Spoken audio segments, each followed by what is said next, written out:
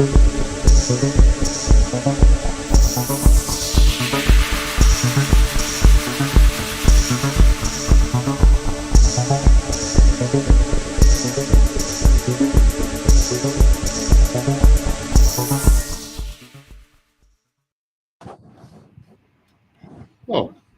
we're here. We are Wow. here.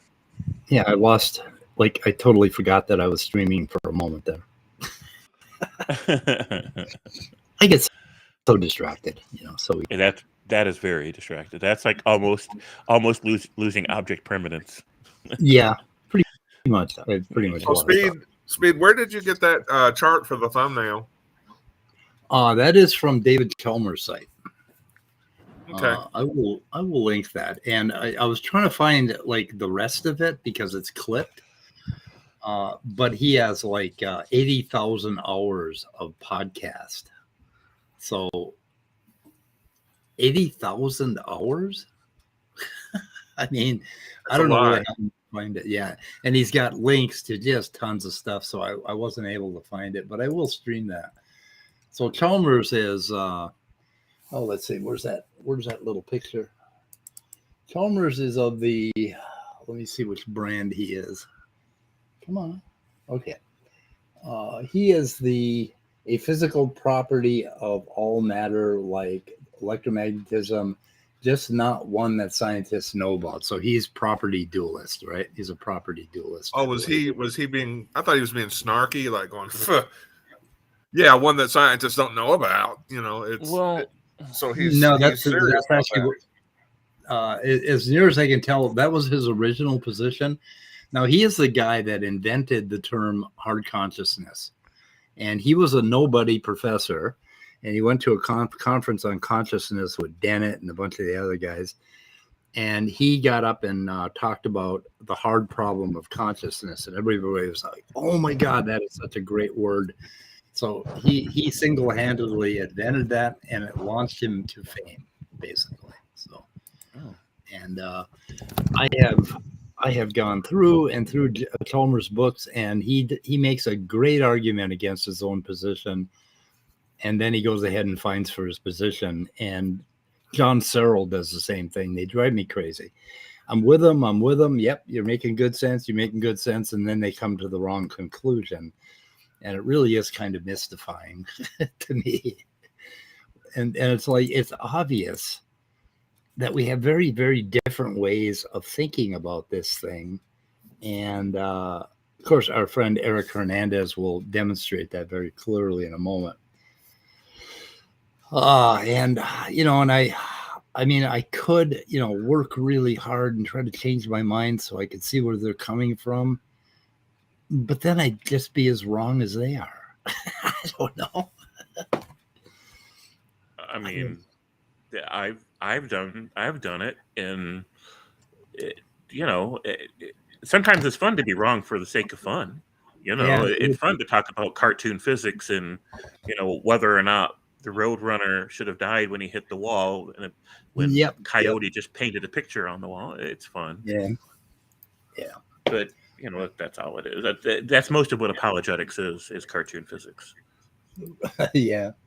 Oh, I kind of like that picture of that outline of Wile E. Coyote like going through a wall or something. That's apologetics. Yeah. That is. Yes.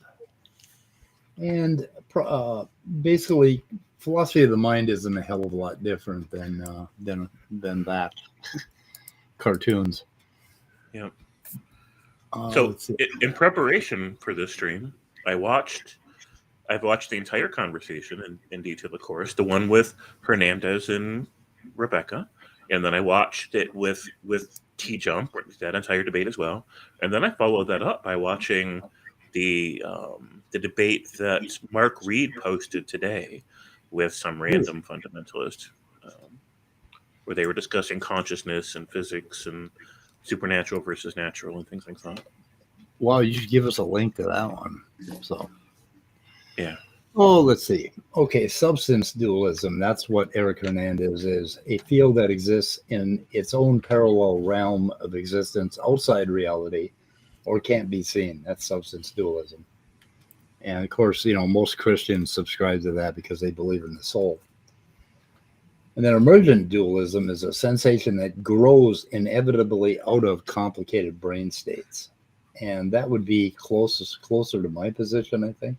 Yeah, I think that's my view as well. Although I haven't studied the subject closely, that seems to me to make the best sense of things. And then property dualism is they believe that the mental realm has properties that basically. Can you hide our pictures? Is that possible? Oh, so I can see the whole thing. Yeah, let's see. How the hell do I do that? Oh, I do it like that. Can you see the whole thing? That's much better. So let's see. Property dualism, a physical property of all matter, like electromagnetism, just not one scientist know about. In other words, this mental realm is there in all matter, but it's some sort of physical property that we haven't discovered yet. That sort of thing. Why would somebody think that? I don't know. Is it just like, here I smoked some weed, came up with an idea, and managed to write it down? Where does that come from? Of course, I know a lot of people have that that belief, or that point of view. So I guess there's a way to get there. It just seems kind of random. For me, I'm looking at the last three things: emergent dualism, property dualism, and physical. Yep. And those are all the same thing. Panpsychism. That's all the same thing. These are not different things. Yeah, panpsychism. All matter has a psychic part, which is the same thing as property dualism. Oh, a psychic part. I thought it said physical part. No, not a psychic. What the hell is psychic? Yeah, so the difference, a property dualist would think, well, this is something physical that we're going to be able to test and measure, but we just haven't discovered the force yet. And the panpsych person would say, well, all matter is psychic and has a mental aspect to it, and we're not going to discover any physical property. It's just that there's a mental property, and that's kind of a dualism. So. Yeah, I don't know how they're defining psychic, but other than that, like at least a middle two. And if they would have said physical, if they would have only said physical and not psychic in that last one, I would have said that that's the same thing too. Right. It's all just, of course, we don't know about what all the mechanisms are in the brain. Of course, we don't know everything about physics, right? I mean, so what? If somebody tells you that Rube Goldberg made a machine and they're going to show you all but three of the parts, admitting that you don't know what three of the parts are in that machine is irrelevant to anything. But it's still a physical machine. It doesn't matter if you know what the three parts are. So Leo says all of these are extremely bad characterizations of the respective views, but nevertheless, Chalmers is one of the leading philosophers in this area, and that comes from his webpage. So in fact, that's at the top of his webpage. Yeah, I mean, I'm open to having Leo jump in if you want, but it's up to you because it's going to get complicated if we do. But no, Leo, Chalmers. Because Leo's smarter than us. We need the dumb version, Leo. Chalmers pretty much nailed it spot on with all four of these things. At least, I just feel like I'm gonna have to read that damn book. Which one? Well, actually, I'm thinking about a book on free will, so never mind. I don't even have a book. There's a Dennett book on free will that's pretty good. Well, I'm talking about like consciousness. Of course, the two are related in a way, but Chalmers' first book, I think, is called Consciousness. I don't know. I got it over here somewhere, but he will frustrate the fuck out of you, but it would be a really good introduction because Chalmers is absolutely fucking brilliant, and he has written and written and written. Nevertheless, he still makes absolutely no sense at the end of the day. But the problem is that Chalmers came up with the hard problem of consciousness, and he's kind of sticking to it. So he kind of dug himself his own hole. I think he would be with us emergent, basically the emergence or supervenience people, if he just didn't have a reputation to protect. That's what I think. Don't read Dennett. Oh no, Dennett. I think his book Consciousness Explained is absolutely it's a good place to start, but you got to read it about 3 times before you start to see what the fuck he's saying. And I don't know. So I think something a little more dumbed down. Yeah. Yeah, you just need something dumbed down. Now, Maya came in late in this discussion, and she was asking what those pictures are. So, for anybody that's just now coming in, these are medical drawings of someone that accidentally got a seed. I think it was like a broccoli seed stuck in their sinus cavity, and it began to grow into their brain. Right. And so this can happen. It's a cordyceps mushroom spore, is what it is. Yeah, that's what happened. Yeah, that's what happened. No, Maya, that's from David Chalmers' site. It's kind of it's on his main page, and I linked it in the description if you want to take a look at some Chalmers stuff. But there's a lot there. So do we have any book recommendations out there, side chat and James and Mike, of books about consciousness that, number one, properly define everything, and number two, aren't inconsistent, like you said Chalmers was? Oh, fuck. God, I wouldn't recommend any of those books. Dennett would be the only one if I would recommend a book. Daniel Dennett, Consciousness Explained. Or as his critics like to say, Consciousness Explained Away.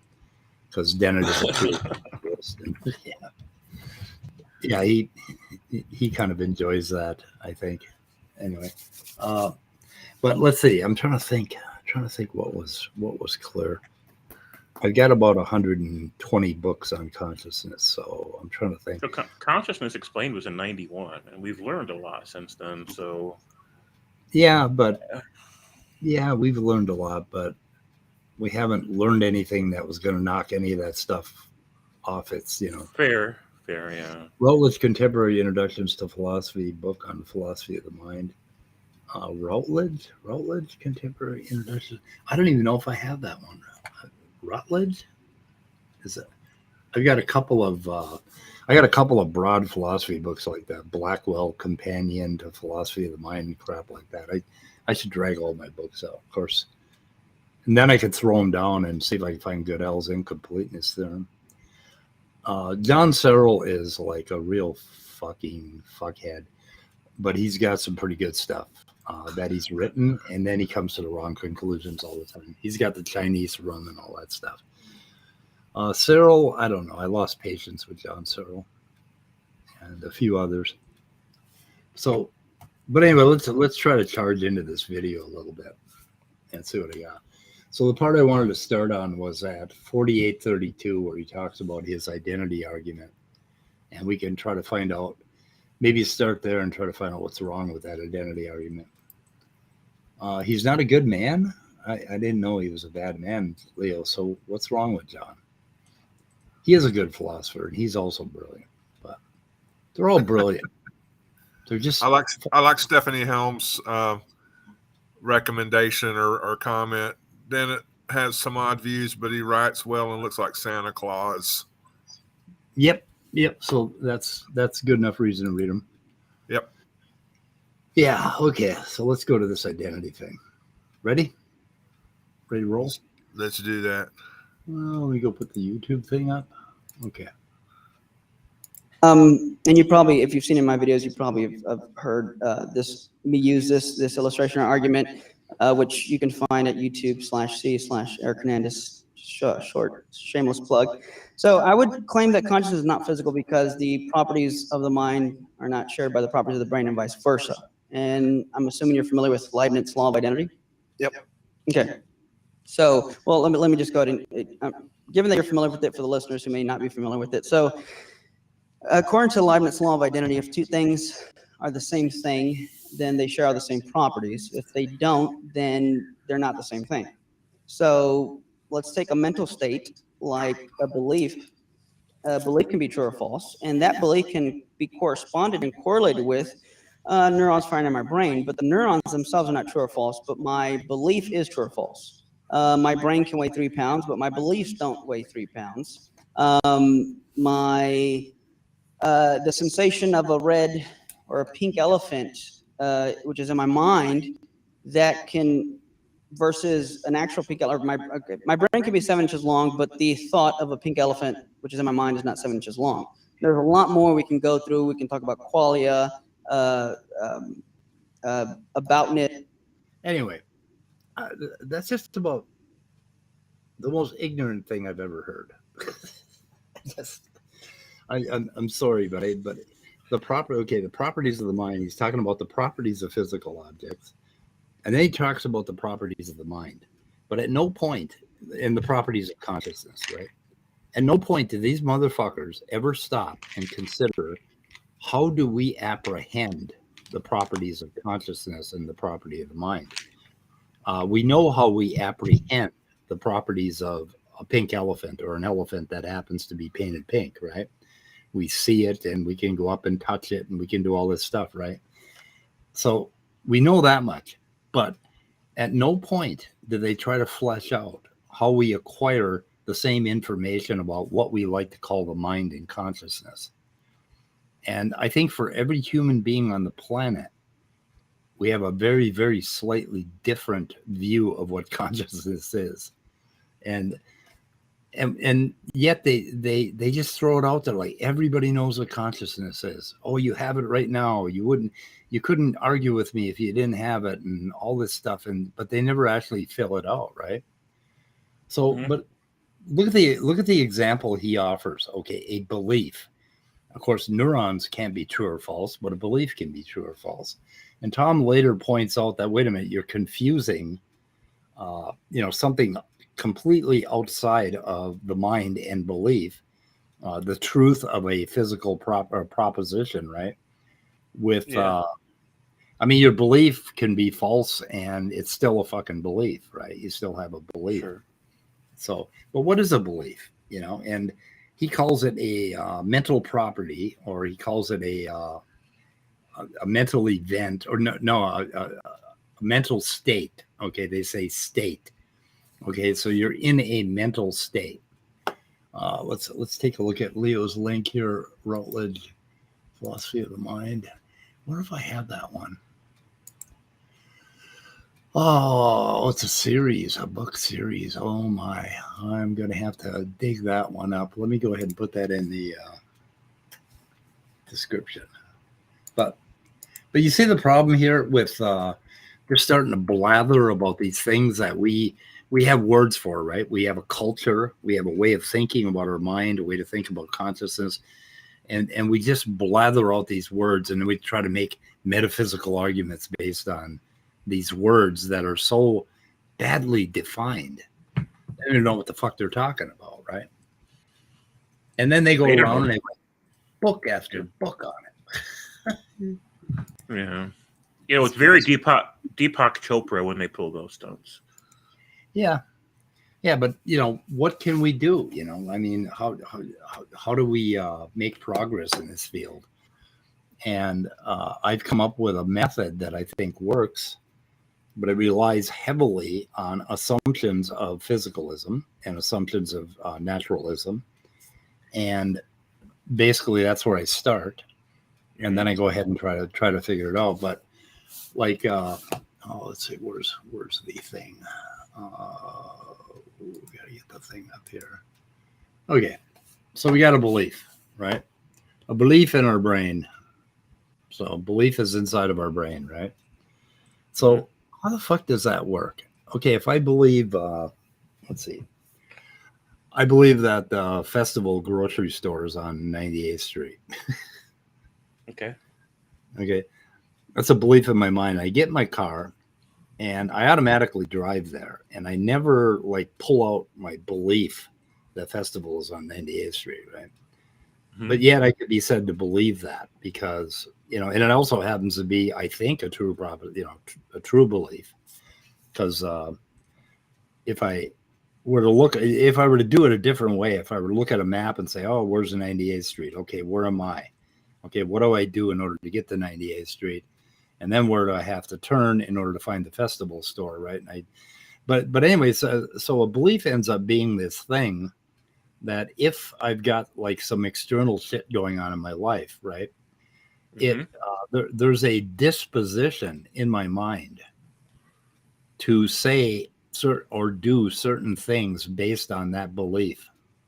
Mm-hmm. I get in my car and I start driving, or I get into an argument about where Festival is with my ex-wife, and I'm going to rely on that belief. So there's but the thing is, that this fucking thing here is much bigger than my belief. The things that interact with our mind, okay, basically to come up with, they interact with whatever that thing is in my mind that is a belief that festival is on 98th Street. They interact with it and they come up with certain, actions that follow from that. Either I'll either commit a speech act, say something about it, or I will basically get my car and drive there or argue for my belief or whatever the fuck it is. But starting with a belief and saying, oh, a belief can be true or false, but neurons can't, is the most asinine thing I've ever heard. Don't you think? Mm-hmm. Yeah, it's pretty bad. Yeah, that's asinine.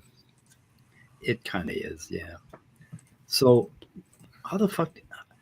So what is a way to attack this thing, right? So anyway, I'd like to talk about scenarios, right? So basically what's happening in my life, okay, is, somewhere along this time ribbon, right? So we have time, T0 to TN, right? Going along here, and it's moving forward, right? Mm-hmm. And so in order to try to figure out what the fuck is going on in my mind, what I want to do is basically come up with a scenario. Like, what the hell would a scenario be? I open the door, my east door to the backyard, right?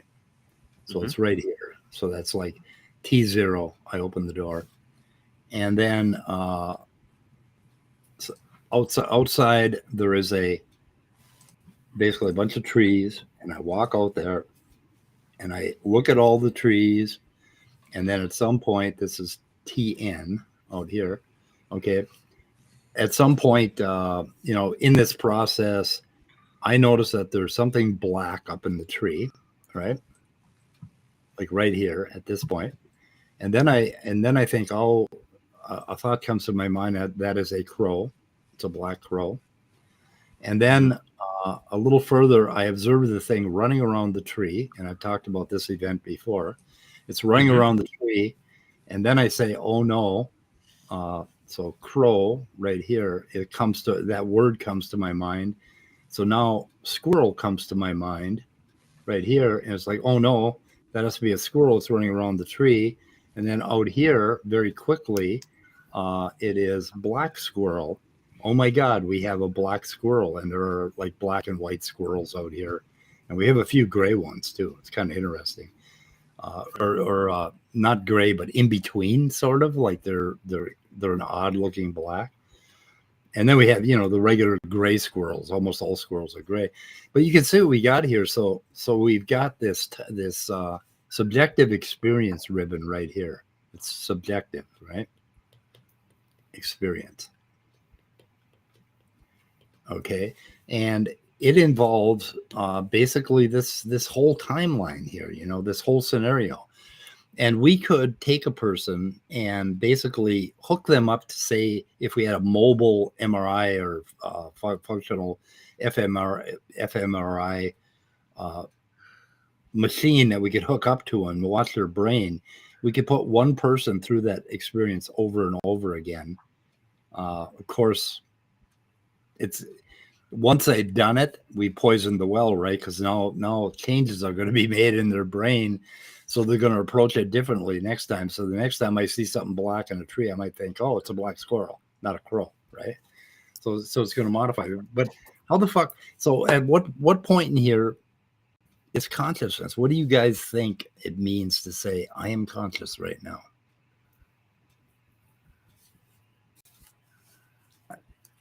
Well, I don't know. That's the trouble. Yeah, there's that element of self-awareness. There's that element of kind of a certain level of animation. Like, I'm not conscious when I'm asleep or comatose. Well, in some forms of comatose, I'm not conscious or aware. But yeah, I think it's the ability to say, hey, I am a person and I am experiencing this or that. Yeah. Or you can, I guess consciousness is partially tied up into, you know, kind of an existential attitude where you're aware of your existence and that things can happen to nullify that existence and take it away. Yeah, it's like, okay, what I want to do is, so you see here my physical line, right? So I've drawn a physical line. So this is physics, right? And in physics, we can talk about what happens in a microsecond, or, you know, smaller. You know, we can talk about what happens at each moment in time, and we could ostensibly map that out, right? That this is what's happening physically. So here's my door opening event right here, right? Where I open the door, and then here's the physical event of opening the door. Well, you don't just open the door instantly in a microsecond, right? It takes about, you know, half a second to pull the door open. And then what happens is your eyes start adjusting to the light, your eyes flit around, you're still walking out the door. So we have a whole bunch. And what I want to do is I want to capture that moment that I'm conscious when I open the door and I first see the world, right? So I want to capture that. And I want to do it while I'm looking at the world, right? Well, I got a fucking problem.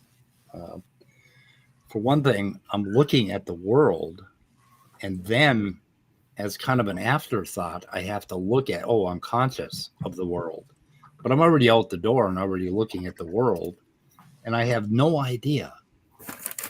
Really, we have to remain agnostic about that, what we were conscious of just a moment before. Because all we have to go on is our linguistic and conceptual constructs that we've created. And the problem is that when you're creating linguistic and conceptual concepts, by the time I've thought about this whole scenario right here, I've already seen the squirrel, gone through the, oh, crow, oh no, squirrel, oh no, black squirrel. And that whole thing happened before I could even remember that I was thinking about consciousness early, and I want to know what consciousness is.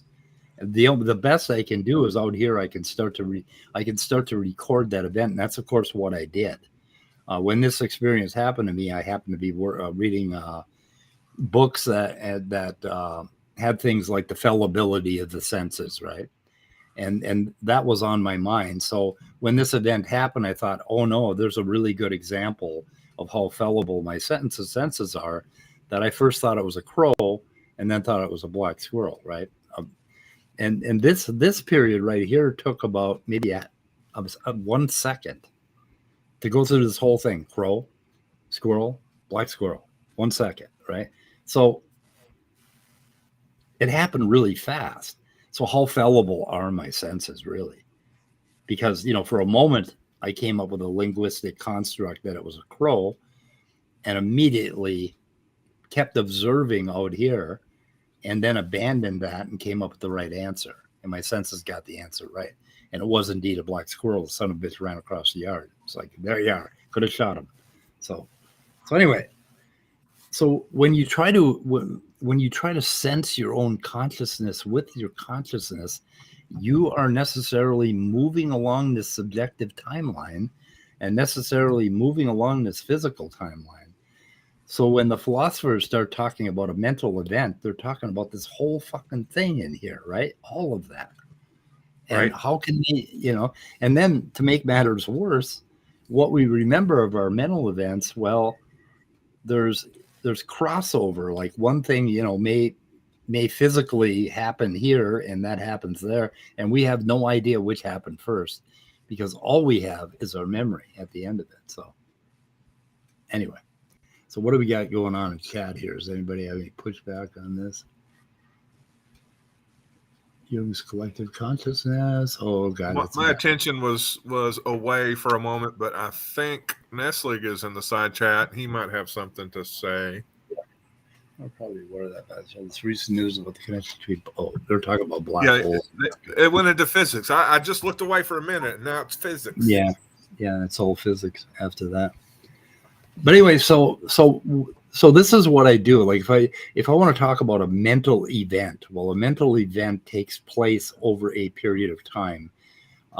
1 or 2 seconds, maybe 3 seconds or whatever. And if we want to talk about a mental event, okay, we're going to talk about what's happening subjectively to us up here. And we try to map that out and try to draw a scenario, and like I did here, and write it out. And then we go down here, and now we can start talking about neuroscience down here, right? And what he's saying is that these two things are not identical. Well, what the fuck's he mean by that? I can't look at my brain while I'm experiencing the crow. So I'm not looking at my brain. So how can you say they're not identical? I mean, my brain is stuck in my head. I've never seen it. Have you ever seen your brain?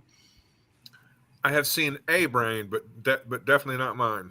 Well, some people have. They cut you open while you're conscious, and you can see it on a monitor, so you can actually see your brain. But yeah, hopefully I never get to see my brain that way. Yeah. But if I ever have to have any kind of brain surgery, I want pictures. Right. So we got this whole fucking can of worms, basically, with metaphysics and evidence and stuff like that. But I'm talking too much.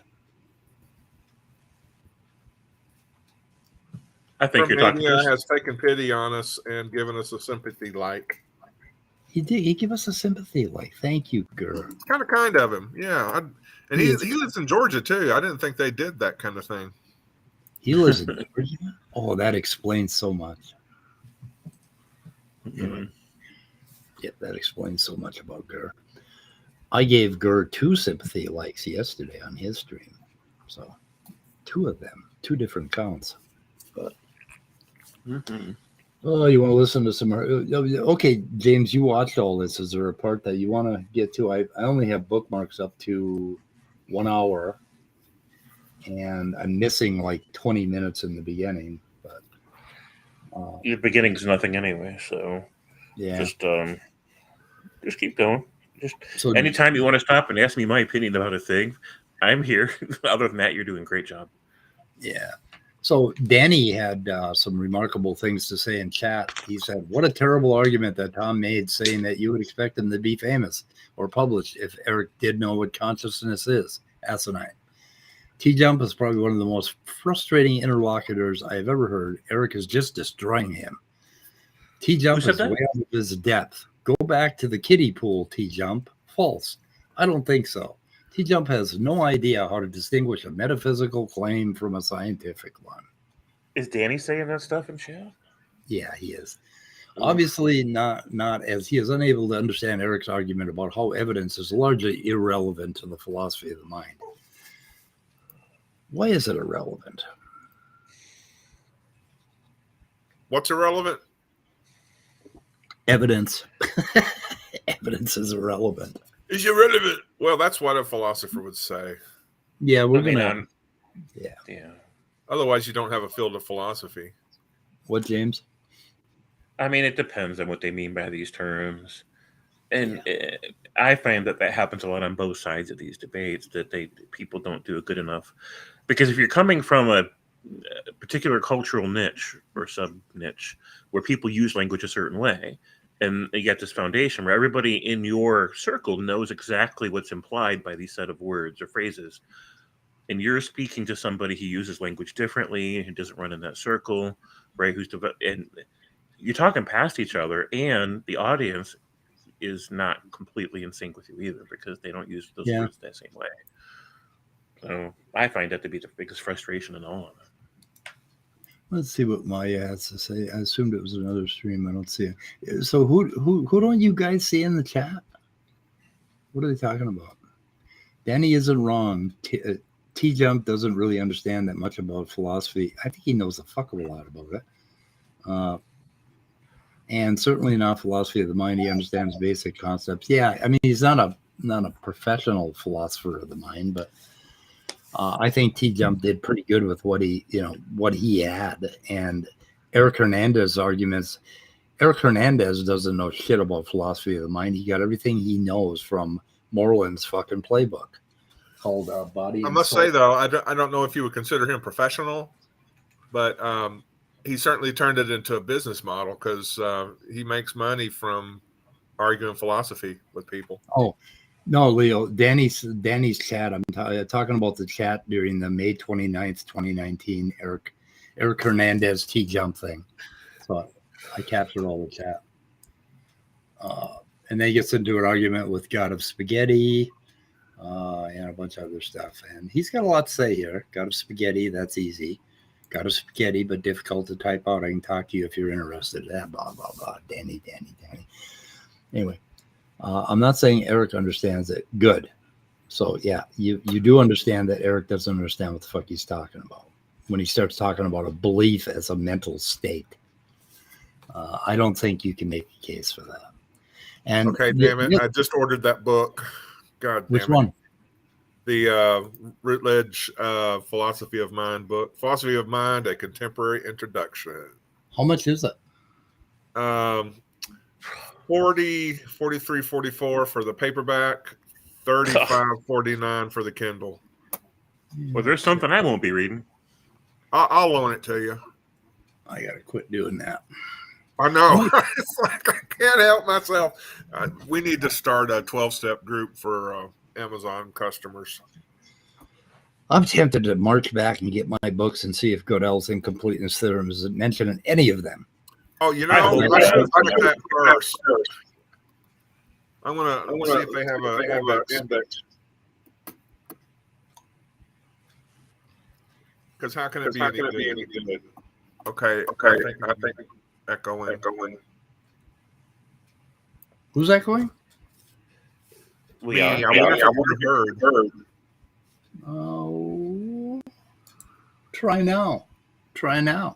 Testing. Are you I'm echoing? still echoing. Can I hear you? Oh shit, I can't hear you. You can't hear me? No, I couldn't hear you. Hang on a second. Let me shut this fucking thing out. Okay, try now. Are you echoing now? Testing.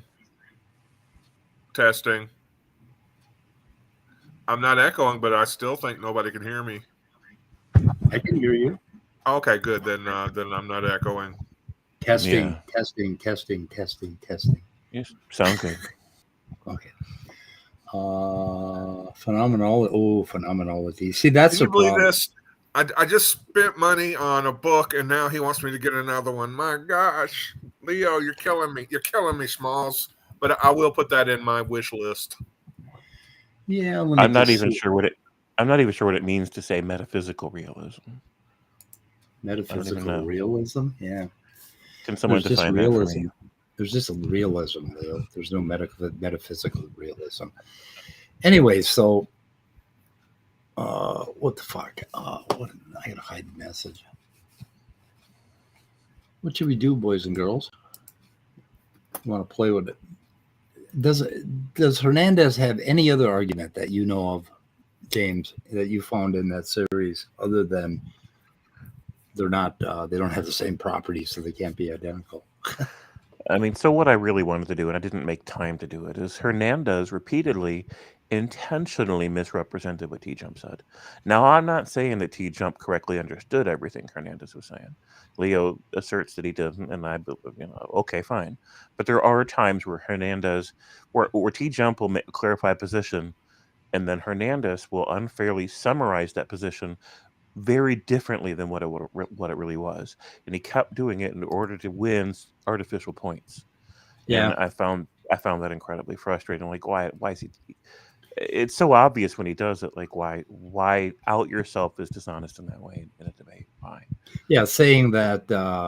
You think that you're going to find the C note on a CD of music? You know, if you grind it up, you're going to find a C note in there.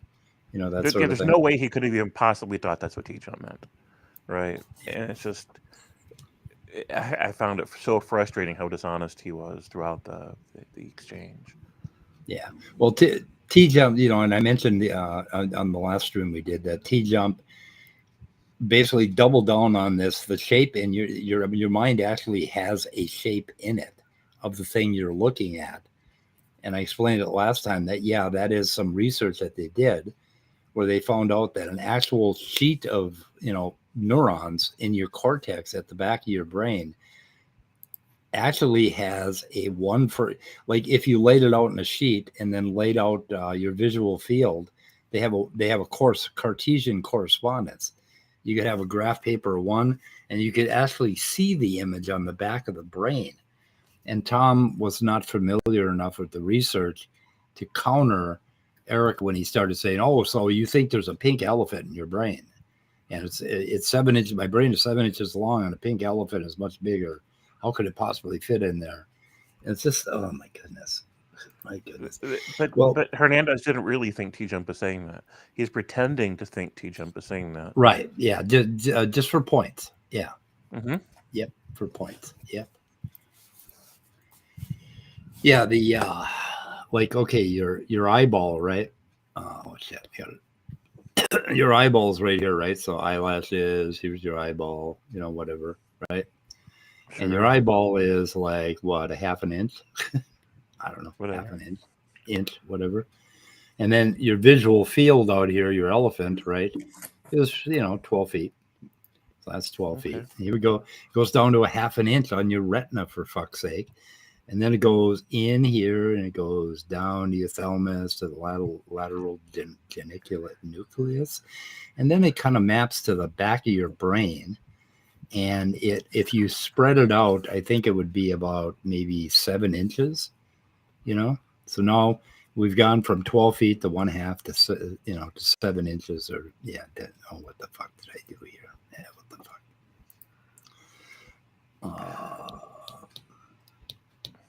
7 inches. Okay. Inches. So that's how it works. And what Tom was saying is that there actually is a visual map here of that shape, but that only works for it doesn't work for sound, doesn't work for smell, doesn't work for your your body or anything else. Well, a little bit for the body. Have you ever seen that homunculus drawn on your motor cortex and your sensory cortex, where basically on a part of the cortex they've actually been able to map out your body parts consecutively, going down the let me see if I can pull that up for you. Well, I mean, I've never seen a homunculus, but whatever it is, I don't want any tattoos on my brain. So, but they're actually there. Tattoos on the brain. That could almost be an interesting description of PTSD. Yeah, it could be, because they're locked into certain traumatic memories so vividly. Yeah, I can speak from experience about that. Yeah. Oh, here it is. Let me see if that's a good one. Yeah, that's a pretty good one right there. So that's from the Wikipedia. Let's see if I can get the Wiki Leo, up. when you get a chance, can you define metaphysical by itself for me? What is he talking about? The difference between metaphysical and evidence and all that bullshit? Well, he's saying a lot of things that use the word metaphysical, and I want to know what the word by itself means so that I can understand what he means by the things he's saying. Yeah. Metaphysical. Oh, I've heard it used a lot of different ways, so I just want to know how you're using it. Yep. So let's see. Okay, you can see this here. So this is basically, okay, look at your genitals are very close to your toes and your foot, and then your leg, and then your hip, and then your trunk, and then the neck, head, shoulder, arm, and your hands occupy a huge amount of your visual or your sensory cortex, right? And then your lips, nose, and tongue and all that occupy way more than your toes. Actually, more than your genitals do. That's interesting. But that's a homunculus map of the brain. They've actually been like they could touch that part of the brain and you would feel a sensation in your toes, lips, or whatever. And I wonder if that's partly what's to account for people with sexual foot fetishes, is because there's some kind of like neurons firing together.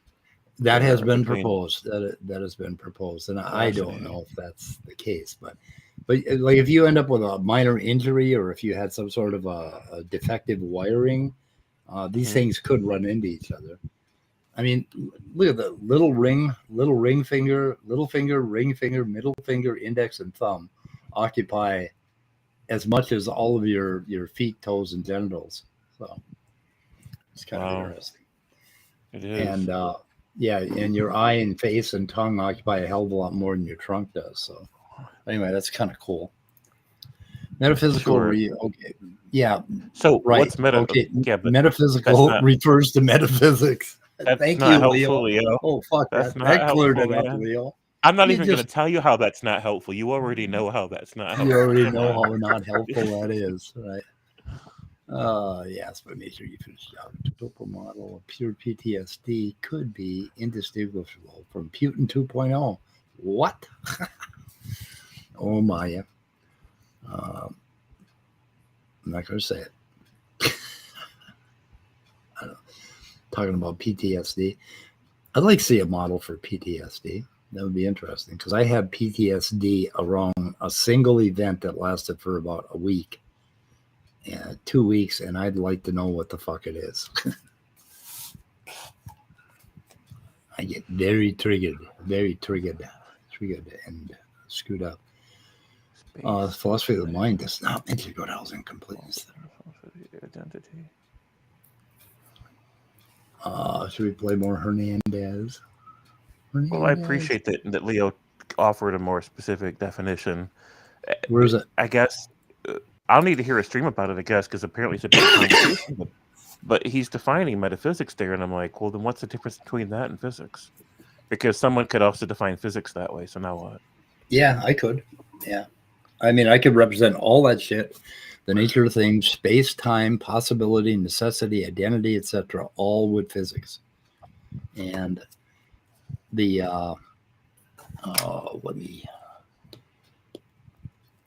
and what I like to do is my little Venn diagrams, right? With where the fuck is it? Venn diagram right there. Yeah, I'm not trying to bust your balls, Lee. I'm not trying to give you a hard time. I literally don't. I just wanted to know, man. I just want to know. Okay. With these philosophical discussions, you can use words enough times to where you just stop and go, what in the hell does that mean anyway?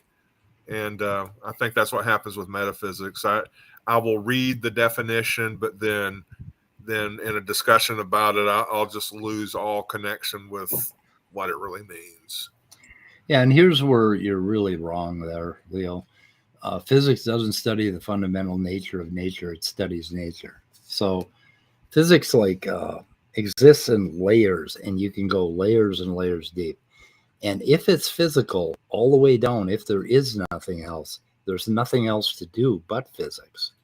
So if physicalism is true, there's nothing else to do but physics. And physics is going to take on.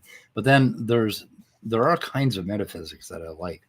But I want to explain this again.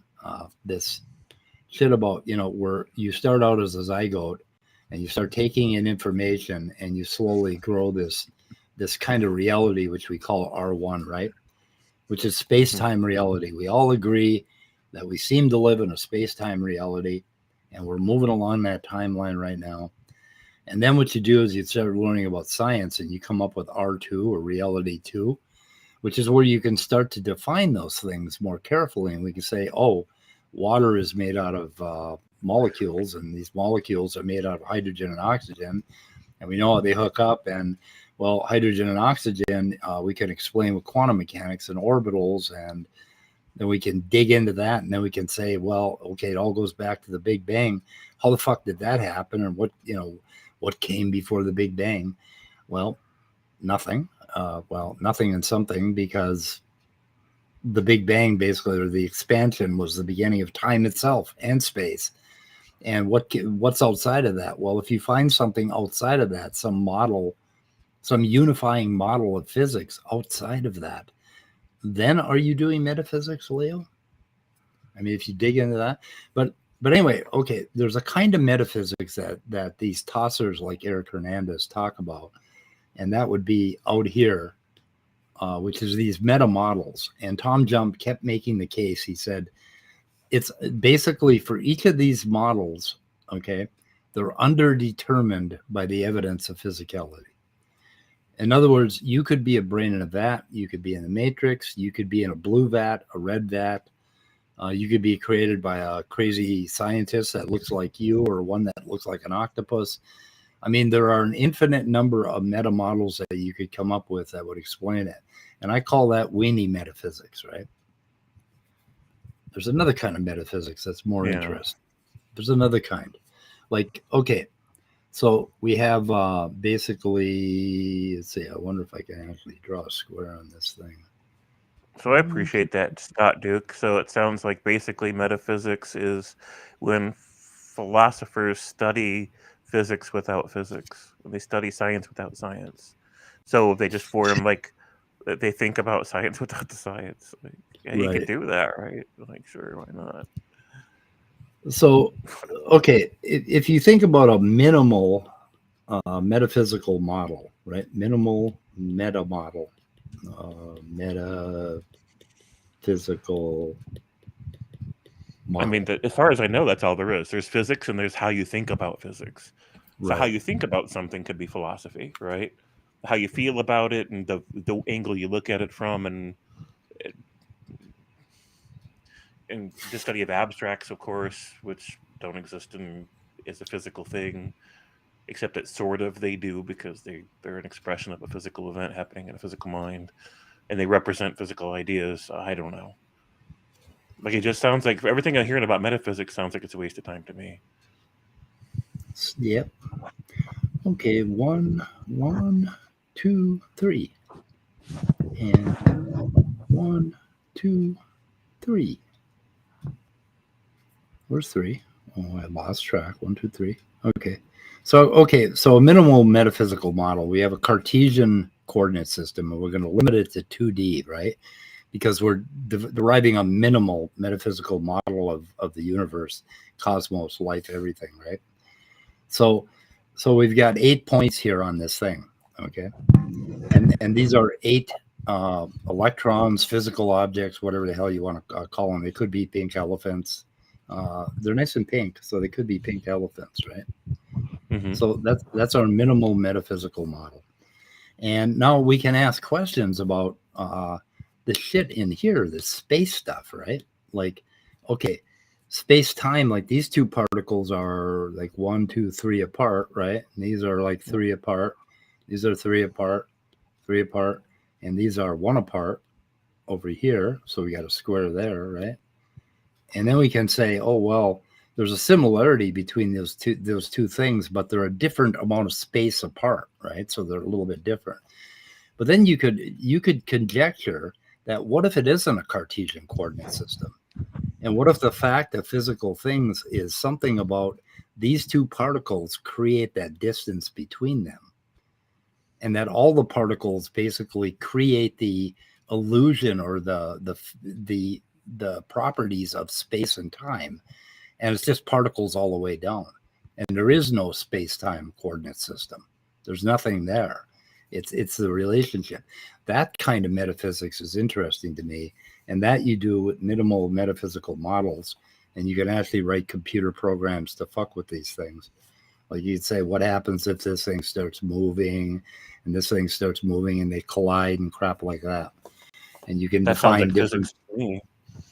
It's physics, but it's kind of metaphysics, because you're asking deeper physical questions about the nature of space and time. And but deeper physical questions is still physical questions. They're still physical because it's physical all the way down. We don't have anything else. That's what I'm thinking. Now, I'm here in the comments, and Leo, I apologize. I did not mean to insult you. I can't relate to feeling insulted by somebody not valuing something I care about. Like, if they don't value pizza and I do, like, why do I care? If somebody doesn't value metaphysics and I do, why do I care? I'm not going to be insulted by that, but I am sorry that you feel insulted. I don't know what to do with that. Now, as far as what Nerdy Ronan says, hey, I love Bertrand Russell. He and I think a lot alike. And so, if metaphysics is just a way of looking at things as a philosophy, how you feel about it and what utility you find in it and how you value that utility or absence thereof, then sure, if that's what metaphysics is, we all will engage in it, and that's fine. Because, yes, your feelings matter. I just want to validate everybody here right now. Your feelings matter. and the value that you assign to different things that exist in the physical world, and the utility that you find it, and the relevance that it has to how you feel about your place or how you identify your place in the world. Sure, all those things matter. They do arise. All these considerations arise purely as an expression of physical processes, right? But sure, your feelings matter. Your perspective matters. Your journey matters. Your identity matters.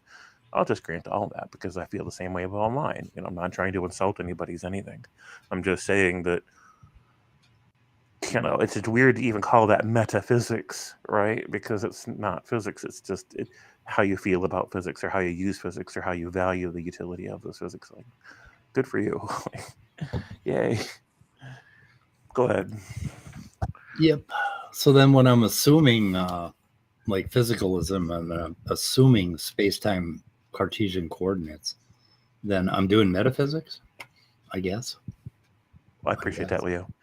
Yeah, I don't know. I think what I probably need is like if there's something I'm missing, then I guess somebody needs to direct me to a good video or book, not a $50 book, right? In fact, a cartoon would be great. If you know a great 101 metaphysics cartoon you could link me to, I can watch that. There's probably one out there on YouTube. I'd appreciate it. Yeah. Go ahead, Mike. I'm sorry. Oh, sorry for what? I had nothing to say. Fair. Yeah, then I still don't understand. Are we I don't have to let understand. Leo in here to expound about metaphysics? Or you can link me to a cartoon later, because I have no idea. Let's listen to this part first here. Okay, so I got to turn the echo stuff back on for a moment. Okay, let's see. Let me know if you can't hear it. Here, Les, talking about consciousness here. Well, that's what I'm saying. It meets the standard of evidence that every scientific claim meets. Okay, so now you're also throwing this in there. You're assuming that the question of consciousness is a scientific question. Why? Well, no, I'm saying that what makes evidence is the fact that we can use some preconceived hypothesis to make predictions about things we did not know. And if we can do that and confirm them, that is evidence that the hypothesis is correct. That's true of all of science. That's what science does. Yeah. So we can make a preconceived hypothesis that consciousness is material. And with that hypothesis, we can make predictions about if we damage the brain in this way, we can see these kinds of effects on consciousness, which we see, which is therefore evidence of the hypothesis, exactly like saying the earth revolves around the sun. Every scientific hypothesis works that way. Okay, no, not necessarily. And so I guess your answer to my question was, yes, you do think it's a scientific question. Yes. That was not sort of. So I'm not sure what you mean when you say it's not a scientific question. I'm asking you, so you think this is a scientific question? I'm not sure what you mean by scientific question. You said it. Elaborate on that. Oh, I didn't say it. You said it. Yeah, you said that that's how we do things through science. Then you start talking about science and science. Right. So science is a way to determine things that exist in reality that are not simply a part of your imagination. So we have to use some kind of methodology to differentiate between some imaginary thing and whether or not this thing actually exists in the world. And the way we do that is to make future testable predictions. Okay. Now, we can scientifically approach the supernatural. If you can show future testable predictions with the supernatural, that can be assessed by science too. So I don't see there's like a scientific question. Okay, you're making like 5 points in a sentence, so we got to go one at a time here. Scientific investigation for supernatural. I think that's absurd and category fallacy, but we'll set that aside. There's something else you said that I forgot, and I don't write that fast. So, are you familiar with empirically equivalent theories? Yes, the problem of indetermination. Yep. Okay, so explain empirically equivalent theories for me. There are multiple ways to explain any set of empirical data. No. Okay, he's talking about what I was saying about meta models. The same thing. And basically, we have all these meta models out here, and all of them could explain everything that's inside this circle of scientific reality as we know it. So in other words, you could come up with a number of models, and there are an infinite number of meta models that I think you could come up with, right? So they're underdetermined because brain in a vat works as well as solipsism and a bunch of other things. So there's no way to reach out and make sense of these. That's all you can do is blather about them. So that's why I call it weenie metaphysics and junior high metaphysics, because all you're doing is constructing ID, and we take these ideas, right? Like brain in a vat. Okay, you could be a brain in a vat. Well, where the fuck do we get the idea of brains and vats and evil scientists? Where do we get those ideas? We get them from here, from our one reality, our common sense. And then we project out and we try to say, oh, this is a valid model for the mind. Where do we get the idea of soul? Okay, what the fuck is that? Or supernatural? Well, we're just going to say everything out here is supernatural and you can't prove it. And it's silly to think that science could solve it because it's out here in my meta model that I have just pulled out of my ass. So give me some fucking metaphysics that you haven't pulled out of your ass using what you know about intuition and reality, as all humans apprehend it. That's what I'd like to see. Right. So I commented on not the soul, but on the supernatural and how it's nothing. And I did that under a different video that I watched earlier today. But the supernatural isn't a thing. When I say that, I'm not saying that the supernatural is wrong, right? I'm saying that supernatural isn't a concept. It is a placeholder, a wild card. It is a nothing burger. They don't have. Yeah. What's that? Something that people pull out of their ass. It's not a coherent and rational or substantive anything. It doesn't mean anything. It is a placeholder. It is, I hear you. It's them saying, I hear you. You're talking about the physical world, physical events, right? Sure, I'll just grant that those exist. Some of them don't grant that those exist, but the ones that will. But they'll say, but in my box, I've got an alternative, right, to what's physical. And it's a rival to your theory. It describes something that exists outside the material realm or connected to the material realm or instead of the material realm. And then you'll say, wow, well, open that box. Let's see what you got. And they'll say, no human can open this box. I can't tell you what it is, what my rival theory is. And I'm like, well, until you can tell me what your rival theory is, you don't have one. And that shouldn't be too hard to grasp. Supernatural is literally nothing, right? Because if their God that they envision, that they worship, consists and subsists of any form of energy doing anything at all, then it is by definition physical. Right. It couldn't get any more simple than that. Now, if it consists and subsists of literally nothing, even if we grant the assumption that literally nothing can exist, which is a contradiction in terms of granted anyways, okay, literally nothing's a thing. And your God is made out of literally nothing. Well, that's the same as saying your God doesn't exist. We're back to that again. It's like no matter what rabbit hole we go down, the end result is their God doesn't exist. Supernatural is a big fat nothing burger, and so is their God. Period. This is not a theory. I'm not speculating. I'm not intuiting. Nothing. That's just how language works, how logic works, is how facts work. If your God is made out of nothing, right, a highly complex set of nothing is not a rational concept. Right. And if consciousness of a God can be, if the God can be made out of nothing, then his consciousness arises from nothing. And if a God's consciousness can arise from nothing and maintain its existence as nothing, then so can mine. And if my consciousness can exist and arise from and be and consist and subsist of nothing, then it doesn't need a creator, does it? Right. And so in the end, they still don't have a God proposal to offer. It's nothing. It's a big, fat nothing burger. So when you hear these very intelligent atheists, whether it's Matt Dillahunty or anybody else, talking about how he doesn't know if there's a supernatural realm or not, he must not have thought very much about this. Yeah, because it's definite that the supernatural is a nonsense proposition. There, it's not in anything. So there's nothing to consider. There is just the physical and how we feel about it and how we value it and how we interpret it. But there is just the physical, right? That's it. And even how we feel about it is physical, right? It arises from physics. Physics causes us to feel a thing. The feeling itself is a physical sensation.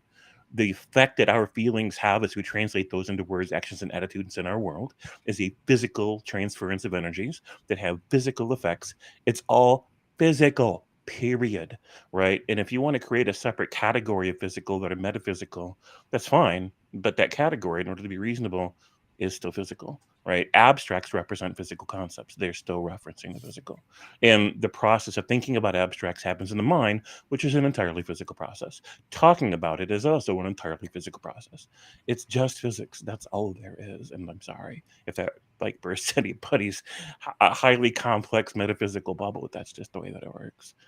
And I'm very familiar with everything Bertrand Russell has to say. Bertrand Russell and I think very, very much alike. It's almost like I was reincarnated. And the thing is, while I'm agreeing with everything that I've heard Bertrand Russell say, these are physical statements about the physical world and how we feel about it, which again is the manifestations of physics. It's entirely physics. It's all there is. So proceed, Mike. Yeah, I wanted to point out Leo kind of hits a nail on the head here a little bit with where the fuck is that again? Supernatural. So the thing about supernatural is that in order for it to have for us to care at all about it, for it to exist, it has to intervene causally on the external, on the world, right? So it has to do something. And I think what they do, what religious people do, is they take confusions about the mind and they say, oh, there's the hole where we're gonna, we're gonna see this causal intervention that I have a personal connection to God. I feel it. I just, I know God talks to me. God, is intervening on my mind. And for any other field at all, we would just discard how you feel in your mind about, something existing. Whether I thought it was a crow or a black squirrel, we're just going to discard that, right? We're going to go out and investigate it in other ways. But it has to have a causal connection. If it has a fucking causal connection, then it's part of the world. Then it's part of physicality. It's part of reality. Show me that causal connection, for fuck's sake. Anyway, Leo offered to come in and rant about metaphysics. I'd like to hear what Danny's criticism was that Tom just isn't getting, his thing about evidence for metaphysics. He's saying it's underdetermined. But according to Hernandez, Hernandez said literally everything that they've both said in that discussion is metaphysics. It's all metaphysics. And I'm like, well, then where's the distinction? If we're getting rid of the distinction between metaphysics and physics, then they become interchangeable terms. Right. Yeah. And if philosophical naturalism is, or metaphysical naturalism is metaphysics, then what is physics? It's just, I don't know. I mean, you're making claims that it's metaphysics all the way down. I can just make claims that it's physics all the way up, Right. Even when I talk about identity, which is one of the most elusive,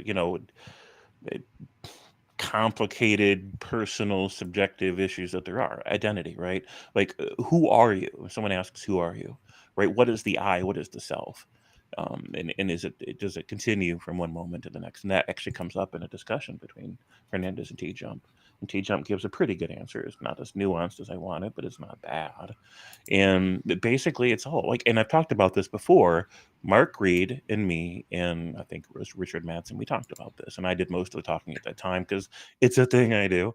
And we talked about the ways to seat the identity, right? If how you feel about yourself, if how you identify yourself, the most important thing about you to you is your relationship to a particular other person, like say a parent, right? And you feel like, if you were to be reincarnated or reborn in some way through any process at all, God involved or not, and that relationship is gone, you couldn't remember that love, or that other person wasn't there to keep that alive, right? It just wasn't relevant to your existence anymore. Even if every other thing about you was transported over to this reborn you, it wouldn't be you, because you decided that your seat of identity, the thing that defines who you are in the world, was contingent upon a relationship paradigm that would no longer exist in this hypothetical rebirth. Therefore, it's not you. It is a choice. How you seat your sense of identity is a matter of what matters to you, and while we can say that that's a metaphysical issue, It's a physical issue. It is an entirely physical issue. Now, we can take the physics, which is all there is, and we can break it down into categories. And we can say that within the bubble of physics, which is all there is, there's a category of metaphysics, but that means it's still physics, right? And we can make a distinction between that and the rest of physics, but we don't need to in order to have every important discussion that there is, because how I feel about anything and how is how I value the thing. Value is an expression of how you feel about it, and it's often an expression of utility, but not always. Either not direct utility, it can simply be emotional utility. Either way, emotions are still physical sensations.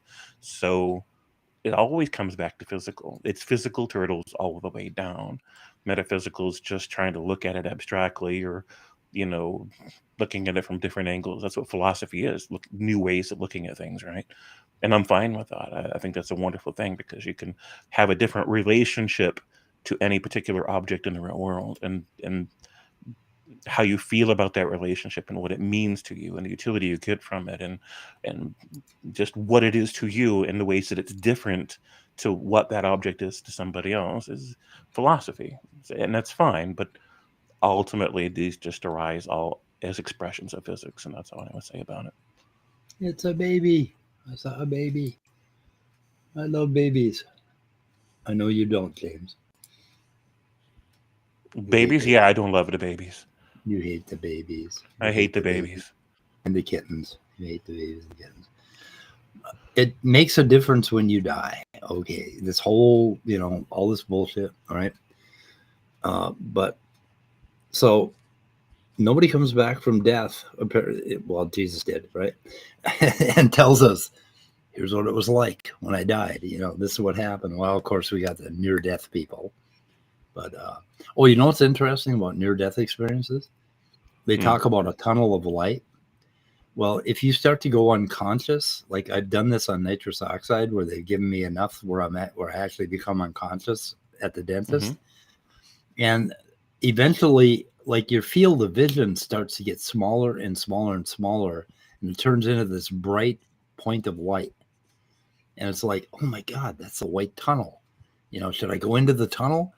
But what happens is your visual cortex starts to lose consciousness from the outside in, and you lose your peripheral visual field first, and then it goes further and further in, and it gets brighter and brighter, and then it just bloop, and it disappears, and you're unconscious. And so this whole tunnel of light thing, they could actually fucking see that on scans, brain scans, right? If they could find you going unconscious, they could do some work on that. But it's kind of cool. I did send Leo a link, but because I'm kind of going to listen to him talk about what Tjump got wrong about evidence and metaphysics, because I think any metaphysical model has to adhere to the evidence, right? That's how we're going to verify it. I mean, if I'm a brain in a vat, well, then you start thinking, okay, if I was a brain in a vat, what kind of evidence would tell me that I wasn't or was? Well, some things are irrelevant to evidence, though. Because, like I said, like your personal identity. If you seat your identity in a certain narrative, right, which has to do with maybe the way the people that you have certain kinds of relationships to, or the relationship you have to nature, how you feel about nature, how you relate to nature, no matter where you seat your sense of identity, the kernel of it and the attachments to it, you don't need any evidence, right? There's nothing to prove or disprove. You feel however you feel. There's nothing to argue, right? If I seat my identity in a certain idea of relevance or value or utility or whatever, then I just do. Physics made me feel how I feel, right? And so there's where the physics are. But, it's just, I don't need evidence for that. I can seat my identity anywhere I want to. It's not a right or a wrong proposition, and there's nothing to prove. Yeah, I've been playing with identity lately, and I'm telling you, you can really remodel your identity. It's pretty cool. Yeah. You can, and I encourage everybody to consider doing so if they can. Now, religion prevents you from doing that, right? Your identity has to be based on a very rigid construct, a very rigid narrative. But out here as non-religious people, we're free to explore with that and to move our seat of identity around. And I think that's a wonderful form of empowerment that is underrated. What does Jesus explain? Skywork says nothing. Nothing. So let's see. So what does the freak say? So then you can tell me after your last breath in this place. What? What can I tell you after my last breath? I'm going to be dead. I'm not going to be telling you much. I noticed about dead people, they don't do a lot. Definitely don't do a lot of breathing. Right. You can leave them laying in the room and they don't do anything until a fucking coroner comes and picks them up and puts them on a trolley and hauls them off. And they don't change their expressions. I've noticed that about dead people. So what happens to freak? What happens when you die? Yeah, just blink out. That's got to be kind of a pleasant experience, I think. I don't know. It's going to be interesting to do that. Let's dying is look forward to that. What's that? Already being, I non-existed since forever, for at least many, many billions of years before I existed. Yeah. And I got to tell you, I kind of miss not existing. I was totally relaxed before I was born. No problems. I was relaxed as hell. You start to envy your, almost past eternity of nothingness when you dealt with a few weeks of insomnia. You go, man, I wish I could just blank out right now because because insomnia and the fatigue it brings on and the lack of clear thinking, clear-headedness, just it's a destroyer. You start thinking about that wonderful initial state. What is BSOD? Blue screen of death. It's a Windows term. Being euphemistic. And it's clever. I like it. So Duff Freak says you will not cease from existing. So here's the thing. How do you know that? What is the you? What is the you that will not cease from existing? And this is the problem I had with religion all along, ever since I realized that they can't answer the question. It's a hollow promise to say you can live forever. It doesn't mean anything. Has entered the room. Leo's here. Hello, Leo. Leo, tell us about metaphysics. In a nutshell. I don't think one can really tell you what metaphysics in a nutshell. Oh, Leo, you're coming in. You're coming in terrible. You're coming in. Oh, no, now you're better. He was just distant. Yeah, but I think if most metaphysicians that I've seen were going to try to summarize what metaphysics is in a sentence, they would say something along the lines of metaphysics is an attempt at getting at what there really is and why. Okay. Don't you think physics is trying to do that right now? No. No? They're not coming out with like unified models of the cosmos and where it came from? Yeah, and these are descriptive. All they do is describe how reality behaves. Why does it behave that way? How do we fundamentally describe those relations? In what do these relations consist? How far down do they go? These are metaphysical questions. Okay.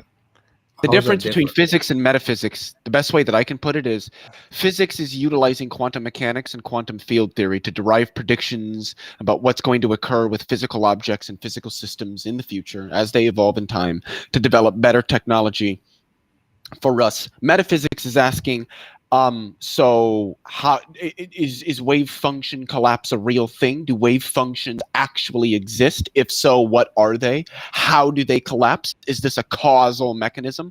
Those would be metaphysical questions. I think that's still within the realm of physics. No, those are metaphysical questions. Physics does not answer those questions. Those are physical happenings. Well, no, it depends. They're not physical happenings if you don't think wave functions are physical.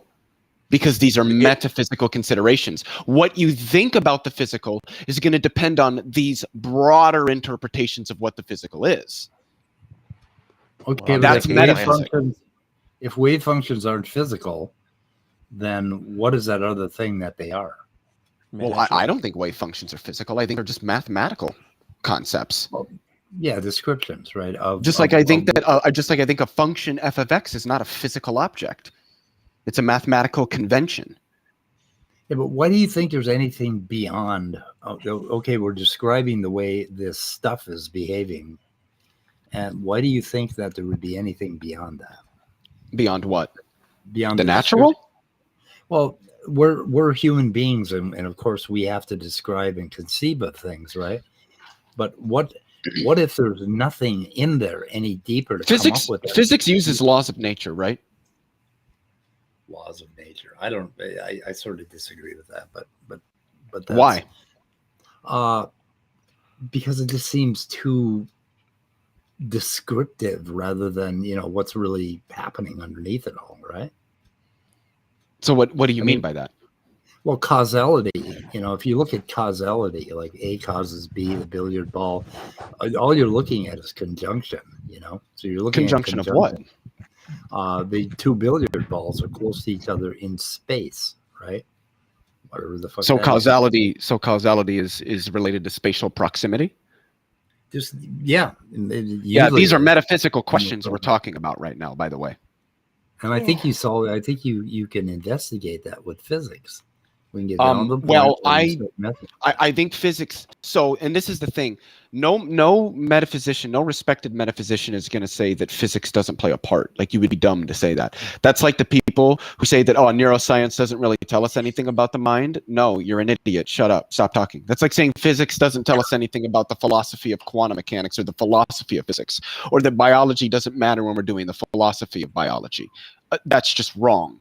So anybody that's working from the framework that metaphysics is an attempt to supersede physics or replace physics, it's looking at physics and then asking deeper questions that physical models and theories cannot explain.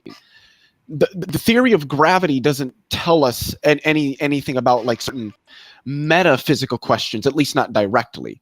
Now, that's not to say that there aren't considerations that can be made in metaphysics based off of the empirical observations that we make. And so, for instance, everybody can observe some feature in the world that most of us would probably use the word causation to identify. But what is causation? What does it consist in? Is it mere constant conjunction of regularities, as Hume thought, or something like that? Or is it something more? I mean, I have a book right here that talks about these very things. What's the name of it? I don't think anybody would say that this is probably going to be a pointless book to read. I can't see that. Can you show that again? It's not showing. Metaphysics and Science, by who? Yes. It's edited by Stephen Mumford and Matthew Tugby. And Stephen Mumford is a leading metaphysician and philosopher of science. I mean, the first part of the book, laws. So it's talking about laws. What are laws? What are physical laws? What do they consist in? Are they just the regularities in nature, or is there something more to them than that? These are metaphysical questions. Now, that doesn't mean that physics has absolutely nothing whatsoever to contribute to asking or answering these questions. But physics isn't ultimately going to alone provide the answer. It couldn't, because of how physics is structured and how it relates to metaphysics. And actually, causes and dispositions and things like that are also discussed in that book. This just all seems like semantics and a way to categorize different. Yeah, ideas. patata. I don't know what that means. Patata. Well, I guess I don't understand the criticism. You're just giving the kind of physics I'm talking about a different name, calling it metaphysics, and that's well, fine. But what you're talking about then is just isn't physics. You're using a flawed understanding of physics. Flawed understanding of physics? What's flawed about it? So, I mean, most physicists working in areas of quantum mechanics don't really care about like interpretations of quantum mechanics. Everettian interpretation, RQM, Bohmian mechanics, the different interpretations of quantum mechanics. They sort of just shut up and calculate, as it's often called. And that's just wrong. And that would be like doing physics without metaphysics. Would be like just shutting up and calculating. So, like I said, there's a strong relation between physics and metaphysics, but they are not one and the same. You can use quantum mechanics to predict how reality will behave. That's physics. Asking more fundamental questions about what quantum mechanics even is and why reality has that structure is not a physical question. That's a metaphysical question. So my example here of a minimal metaphysical model, you would call this metaphysics, where we're asking questions about, is there actually like when things are so far apart from each other in space and time, right? Could it be that there is no space-time, that it's actually a property of the particles that creates that relationship that projects that distance, right? So that would be a metaphysical question, right? If it's not an outright metaphysical question, there are certainly many metaphysical considerations to be had when asking it. Yeah. I mean, just something I talk about frequently, the philosophy of time. Is time tensed or is time tenseless? Those are metaphysical considerations. But nobody, at least who understands it, would say that physics doesn't have anything to say. Because I would say we have empirically confirmed that time is tenseless. You can empirically confirm certain metaphysical considerations or certain metaphysical propositions. Yeah. Yeah, I guess I'm okay with calling, like I would call that real physics, metaphysics. Like basically we're trying to get at the deeper substance of what the hell is going on with this, why this cosmos is here at all. I'd call that real physics, but I would just call it metaphysics. Yeah. So okay, we could call it is potato. It's just it doesn't matter what we call it. Well, but it isn't semantic. Like, you're thinking metaphysics is just physics under a different way. It's not. Like, I think I've pretty well defined the difference between the two, despite there being a relation. I've used a number of examples. I mean, I kind of feel like this is ultimately resulting from an inherent hostility to metaphysics, that you want to believe that, oh, well, metaphysics is just all that woo-woo bullshit these religious people dream up so that they can, make their story something. That's not even remotely what metaphysics is. It never has. Leo, you're misrepresenting me completely. Well, I didn't describe that to anybody. I said it comes off that way, like that this is ultimately rooted in a hostility towards it, rather than a mere ignorance of it. It's a hostility toward pulling things out of your ass, like brain in a vat and solipsism. Well, I don't know what that has to do with anything. You're the one that mentioned that just now, not me. I don't need to mention those. They're not important to getting to the point. I think that when people bring up solipsism and these Biv scenarios and Cartesian skeptic scenarios, all it's trying to do is obfuscate the discussion. That's why people bring that stuff up. That's why I don't bring that stuff up. And that's why most metaphysicians don't bring that stuff up. They don't care. Most metaphysicians are content externalists and are going to tell you that content externalism metaphysically precludes Cartesian skeptic scenarios. So this most metaphysicians are going to agree with me here. So real metaphysics is something that you're talking about, and it's something I agree with and would love. Okay, but weenie metaphysics is this bullshit about solipsism. I don't know what you're saying. Metaphysicians never do that. Fine, then they're doing real physics, real metaphysics. I don't understand the difference between real and weenie. There's metaphysics. Okay, maybe there's good metaphysics and bad. Like, I think substance dualism is a metaphysical position. I think it's bad. I made it very clear. I made it very clear, Leo. Weenie metaphysics is brain in a vat, solipsism, all that bullshit. Well, but that's just metaphysics. It's just not metaphysics that metaphysicians care about. Kind of like substance dualism. Weenie, right? That's what I meant. Because it's weenie metaphysics. That's what I meant. So, when I said, Leo, are the people at your local library very familiar with you? No. I noticed you had a little barcode or something, looked like a library book. Oh, when I bought the book online, it came from the Rochester Institute of Technology's library. Oh, okay. Yeah, they discarded it. My question is, why would an institution as prestigious as the Rochester Institute of Technology have this book? Why would they want this book if this book is just a bunch of bullshit that gives us just a bunch of woo and doesn't inform us anything? Leo, why did they discard it so that you could buy it? I mean, what the fuck? I have no idea. That would be a question for the institution, wouldn't it? Right. I would ask that question. I'd say, why the fuck did you discard this book, you weeders? What the fuck? Emergence. We got emergence. What's the latest edition? Maybe they just updated the edition. Laws, dispositions, and causes. A disposition-based process theory. That's one of the main reasons why I purchased the book, was to read on dispositions and causes. Yeah, pretty cool. Yeah, I don't think we disagree other than semantically. Well, I think we do. I'm not disagreeing on terms of semantics. So I think you Have are. you thought of doing a book I'm review of not. that book on your channel? Then apparently you don't understand. I haven't started reading it yet. I'm still reading some other preliminary stuff just so that I can ensure I have a preferably strong understanding when I dive into this book. When you've got it thoroughly highlighted and everything, you ought to do a book review video so you can pass your learning along. I would just encourage people to buy the book and read it. Okay, Leo. But what I wanted to say is, like, this is what I was talking about when I mentioned the naturalization of metaphysics. Like, I would say, starting with Hume, you maybe you might be able to get away with some of the stuff that Kant wrote down, but maybe. Certainly, though, with Hume, and Hume really sort of kickstarted this tradition of naturalizing metaphysics, not starting from these theistic, these divine, or these supernatural assumptions like the metaphysics of the metaphysicians of the days of yore did, like Anselm and Aquinas and even Aristotle and others. You know, where they had, some of them, you know, had some decent ideas for the time, but you know, we moved past them. Particularly with respect to people like Aristotle and Plato, you know, they had some really good ideas, but we've developed them further.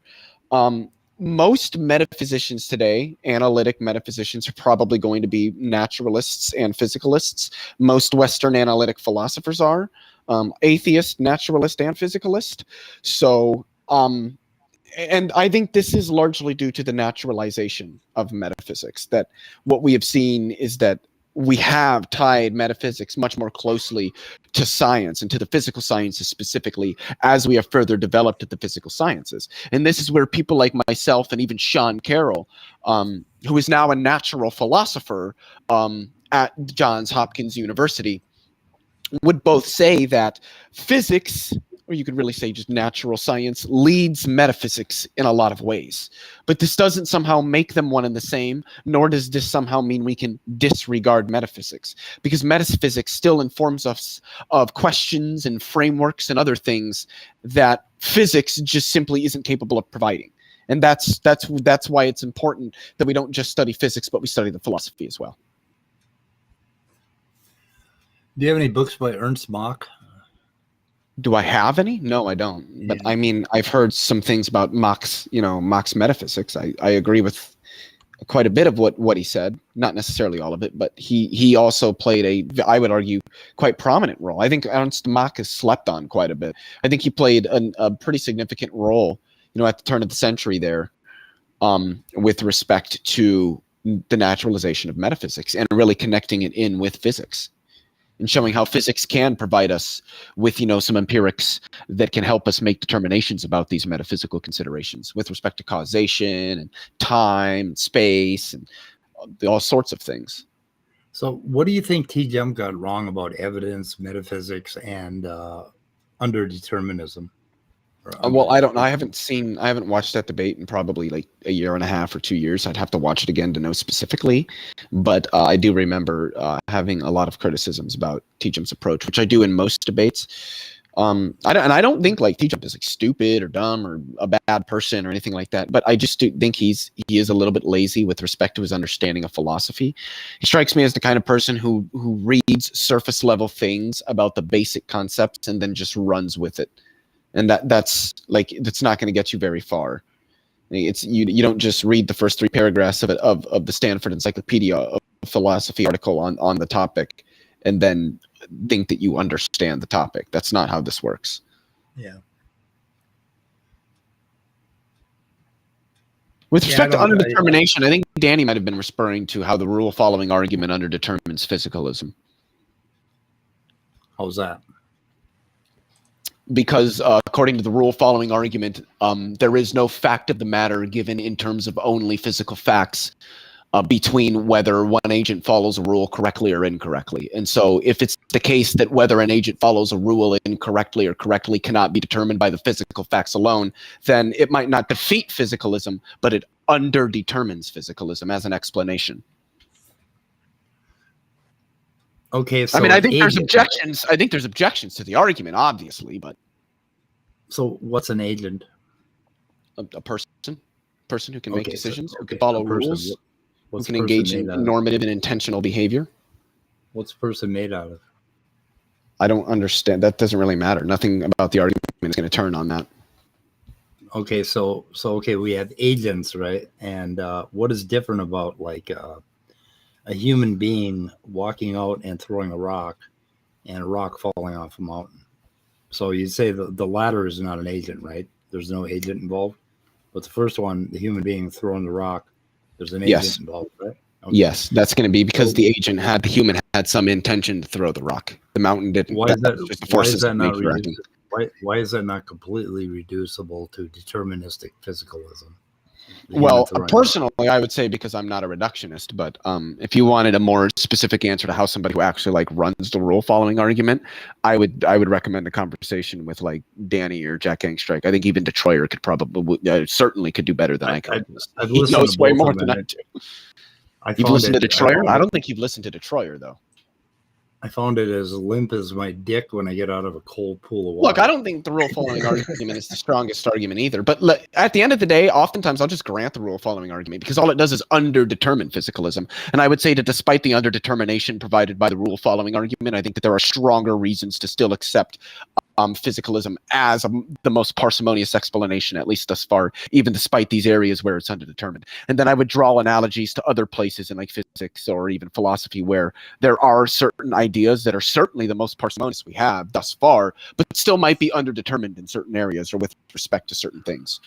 So, I mean, that would be like my very first objection, is just to grant the argument and then show how it doesn't, it's just not enough to establish really a defeater for physicalism. Yeah, right. Okay, good. That's a good approach. Yeah. Okay. But, I mean, the rule following argument does make some assumptions. I think a lot of it is based on the Bilgramian view that, I mean, not that it isn't a popular view, because I think it is actually amongst philosophers, epistemologists, that intentionality is irreducibly normative. An agent can't behave intentionally or act under intentionality in any way without it ultimately being fundamentally normative as well. But I can also grant that. I don't think that's going to be a problem for physicalism at the end of the day. Yeah, you just chop that up into physical parts, into events over time, basically. And it all makes sense to me. Like, I think, I don't know if I really understand Danny's argument, but if Danny's argument is, if you intend to do something, the fact that you can fail at it, he thinks undermines monism and physicalism. And I don't see how he gets from point A to point B. I do not. I think it's going to be that, because what he's going to say is that what determines your success or your failure is going to be no physical fact. And so since physical facts can't provide an explanation for why you succeeded rather than failed, or failed rather than succeeded with respect to some intention, then that underdetermines physicalism as an ideology, because here's a thing that it can't explain. Now, obviously, that's how I believe he would present the argument. I'm not necessarily saying I agree with it, but this is the thing, is that I've watched like 2 or 3 times now the debate that Tjump had with specifically Jack Angstreich on the rule following argument. And that was back, I think, in 2020, the debate originally happened, but I'm not confident that Tjump has learned anything even remotely meaningful since then about the subject on either side. He did not perform well. He did not understand that a rule following argument was being ran. It was obvious that this was something he wasn't expecting. Oh, we got to find that debate. How are we going to find that debate? Just Tjump versus Jack. Yeah, Tjump versus Jack Angstreich. Tjump has it listed as like a dumpster fire on his channel. Godless Girl's got it listed on her channel. So how do you spell Angstreich? Streich? Angstreich. Okay, yeah, I got it right. Okay, let me find that and link that. That would be interesting to watch. Yep, on Tjump's it's DumpsterFire. Jack Angstreich destroyed physicalism versus idealism when Angstreich wasn't defending idealism. Oh shit! Here it is. I got it. You can. What you ought to do is like pick somewhere around the hours, in between the hour and a half mark, and then just let it play for like 30 seconds. Hour and a half mark. hour mark? Oh, well. Just select somewhere between that, I said, roughly, if you want. I selected 1 hour. Is that okay? Is that going to do it? Fine with me. Fine with me. Okay. Oh, I don't have the sound on. We have a CD with a bunch of dots that are exactly the same. It could be for Macintosh. It could be for XP. That's the exact same analogy he used. But it is determined by something physical. It's determined by the computer. It's determined by a different physical fact. So likewise, the brain state of whether he tends to do audition or quadition is determined by the physical structure of whatever differences in audition. So if it requires you to do, if quadition requires you to multiply by 3 or whatever, it was a different transformation, then the physical transformation in that different system will tell you what is going on. There's a difference. There's a physical difference between the two systems. They are to do different things. I don't know. I think Tom's right. I So think you got it right. Bree said they've had enough for Tjump for today. Really? What? Yeah, they've had enough Tjump for today. Yeah. I kind of like Tjump. He's got some interesting ideas when it comes to morality, but I think what he's doing is he's playing a particular game with the people to break them out of their he says it's objective, right? Something like that. I don't know. So what? And the thing is, Tjump is just like you, Leo. I agree with I think almost everything you say. I agree with almost everything Tjump says, but then when I talk to either one of you, we end up disagreeing on it, or at least you two think you're disagreeing with me. And I'm like, no, you're actually agreeing with me. But anyway, no, I didn't mean you were like Tjump in any other way other than how I interact with the two of you. So I didn't accuse you of. Why do people have such a problem with Tjump? I mean, there's a lot of. Because he touts himself as somebody extremely well read on philosophy. I've developed my own, epistemological framework and my own moral framework, and I want philosophers to examine it, and they have. And they've said, yeah, look, there's problems. And he's just denied that. And then when you challenge him, he says, oh, well, you can go debate Alex Malpass because he agrees with me. Can't even defend his own fucking positions, dude. Are you kidding me? Like, you're going to sit here and get criticized? He did this with fucking Detroiter when they debated on this. Detroiter was offering criticisms of his moral view, and he just kept saying, oh, well, Alex Malpass agrees with me. He's a PhD. You can just go debate it with him. Like, why are you relegating defense of your own developed position to somebody else? I'm sorry, but it's laughable. Like, what? Are you kidding me? This is insane. It's like William Lane Craig saying, oh, well, you know what? Frank Turek agrees with me on the Kalam, so you can just go debate it with him. Like, yeah, but you're the one that developed the argument, dude. Maya Atkinson says I'm less of a bigot than Tjump. I'm not a bigot at all, so of course I am. But it's just, and it's not only that, but he's not as nearly as well read on philosophy as he makes himself out to be. Like, that's just obvious at this point. Because Alex Malpass does disagree largely with his moral theory from what I've seen and from what I've heard, as have many professional philosophers who have offered criticisms of some of the things that he said. And if you go see the debates and the discussions that he's had with some of them, whether theist or atheist, his one with Trent Doherty, who is a theist, is not very good for Tjump. It just becomes obvious that, like, we're looking at somebody who, like, understands really, really surface level stuff about really, really basic aspects of philosophy, but seemingly hasn't made any attempt to go much deeper than that, and then runs about as if like this is substantial enough to engage in these high level discussions with people that are very, very well read in these areas, and then he kind of makes himself look like an ass. That's the reason why. Yeah, I could do that too, though. I like a lot of it. I just find to be mind-numbingly useless when I start reading a 300-page book, and they never get around to anything that I find substantial.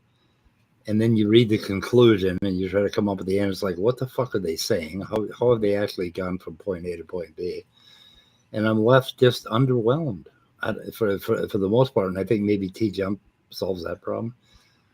I don't know. Tjump and Danny had a debate? What? Oh yeah, they talked about philosophy of mind stuff. Oh my There's a brief interaction that they have in that video that you have displayed, Speed. And Danny calls Tjump a quack. Does Danny come onto the stream or? Danny's in that stream. He's listening. I can't remember where it is. Why is this? Okay, so this is on Discord or something like that, right? Yes, this is on Discord. Okay. Fucking Discord. Was it an Godless Girls or Ask Yourself's Discord server? One of the two, something like that. Okay. Yeah, I'll have to. Maybe CC's. Yep. Very, very interesting. Oh, okay. I think it's time for me to go have a Girl Scout cookie. It's a cookie made of Girl Scouts. I don't know if I'm going to go that way, but I don't know. I bought some Girl Scout cookies right before the stream started, and they've been on my mind. Yeah. Which kind did you get? Fuck. I just picked 4 real fast because I told her I'm in a hurry. I gotta do something. And I know they had caramel and things like that in them. Good job. Yeah, did a pretty good job. All right, guys. Well, I'll go read up on this. It just seems like a different use of words to me, but I don't know. I wouldn't read up on it because if you're going to do that, you're going to be spending. God damn it. That's definitely a Phil Talk video. You're going to be spending lots of money on books. Kane B is a YouTube channel. He's a philosopher, and he has a series on metaphysics now. And this is the thing. I just need to make this expressly clear, and this is true with pretty much any subject. You are not going to go read a book or watch a video on YouTube and understand it. It's not how it works. It's never how it's worked. He's got 39 videos in the metaphysics series. If you want a very strong understanding of metaphysics as a broad field and all the various ways that it relates to a variety of other fields, I would watch all of the series. You're looking at probably several hours at the end of the day of videos, but you'll walk away knowing a hell of a lot more about things that you're more confused about than you were before, because that's kind of just, and I have to be honest, like, and you were doing a video on this, James, I think about a week or two ago, about the one song from Eddie Brickell.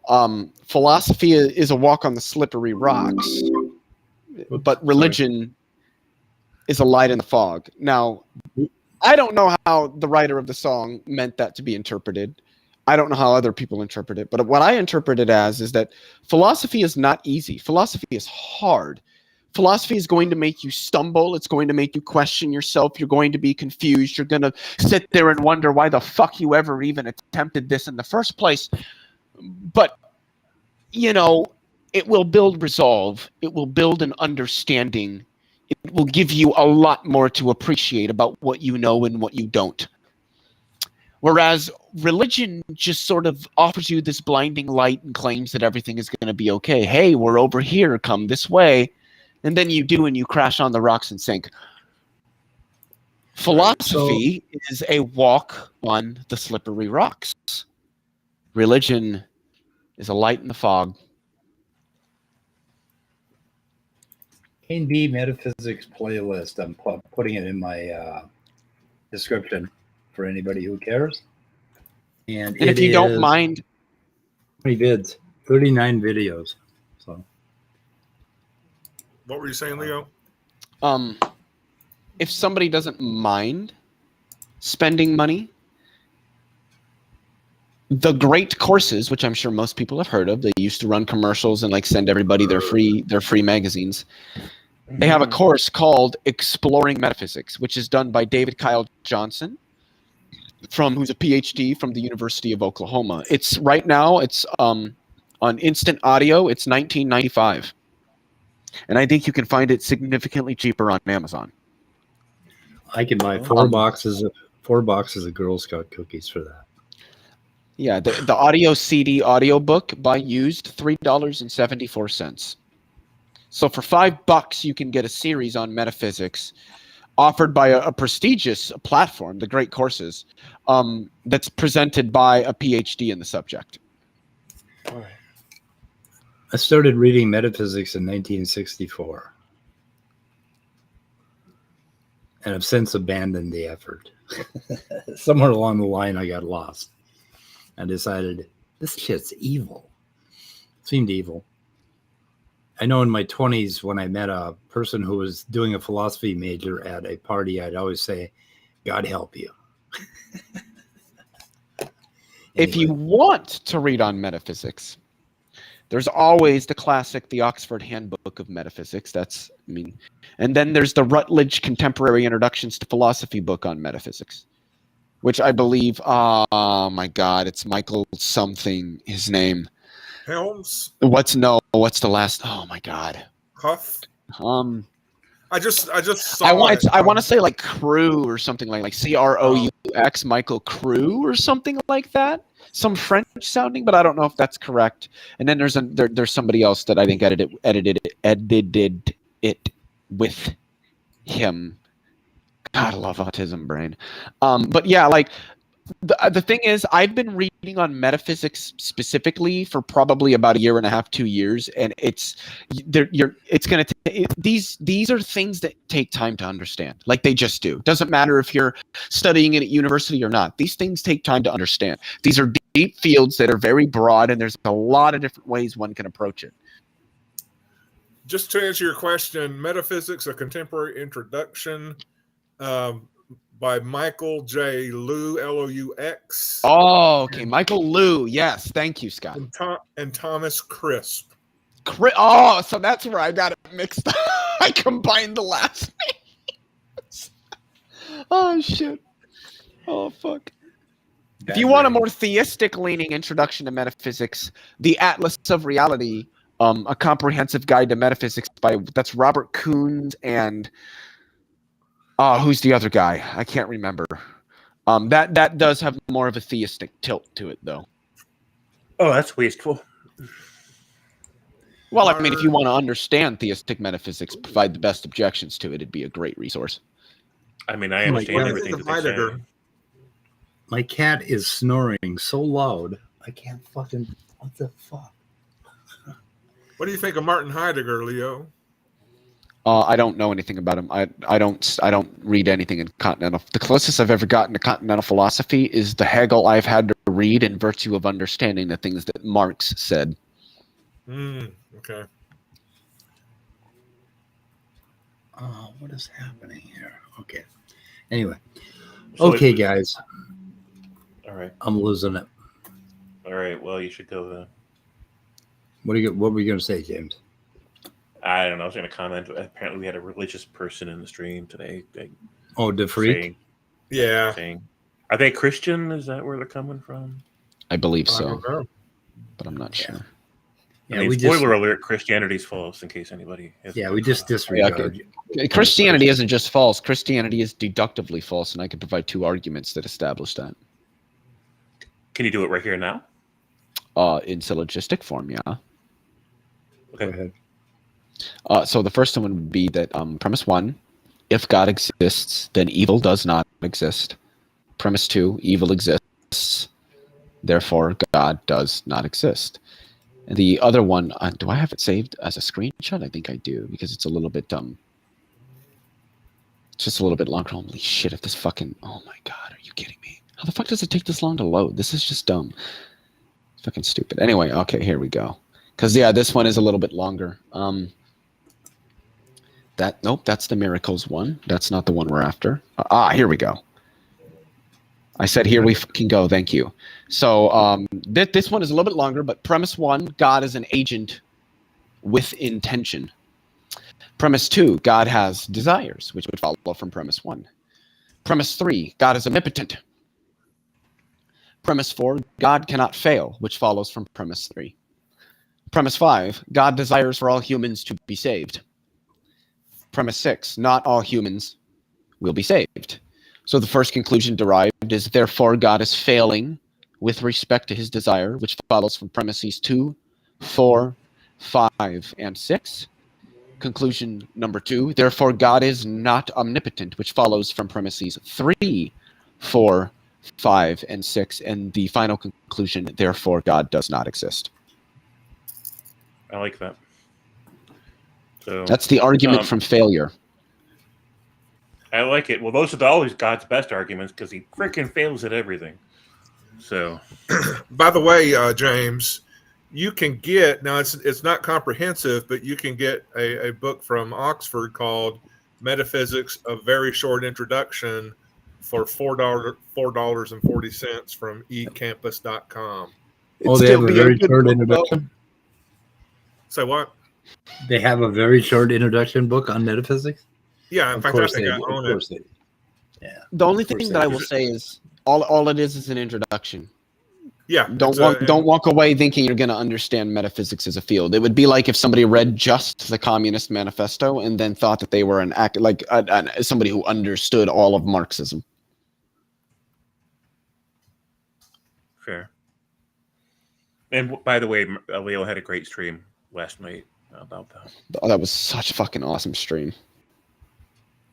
I forget how much I like listening to Joshua Void when he talks, because I've been in streams with him a couple other times, and I forgot how much I like listening to him. He's a lot like me, where he really knows how to explain things and keep you interested in what it is that he's saying. Oh, Mumford did the very short introduction, right? Mm-hmm. I believe so. Oh yeah. Stephen Mumford, isn't it? Mm-hmm. Yep. Yes, a wonderful metaphysician.